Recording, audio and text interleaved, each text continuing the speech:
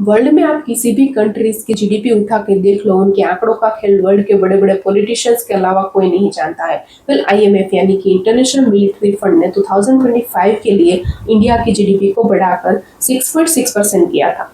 लेकिन वही आईएमएफ ने 2026 के लिए इंडिया की जीडीपी अब घटाई है। तो सवाल उठता है कि क्या इंडिया की जीडीपी जिस तरह से दिख रही है वैसे ग्रोथ कर भी रही है या फिर ये सिर्फ आंकड़ों का खेल है। आइए इसे जानते हैं। जीडीपी यानी कि ग्रोथ डोमेस्टिक प्रोडक्ट किसी कंट्रीज की टोटल इनकम या फिर प्रोडक्शन को नापता है। जब किसी देश की जीडीपी बढ़ती है तो प्रोडक्शन बढ़ता है, लोगों की इनकम बढ़ती है और सरकार को टैक्स भी मिलता है।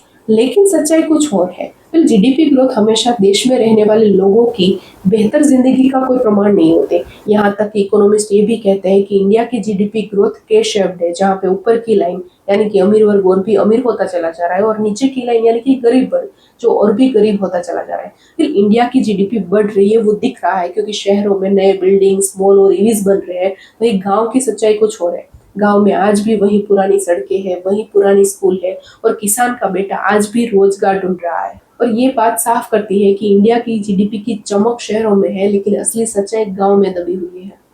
लाइक सब्सक्राइब जरूर करें।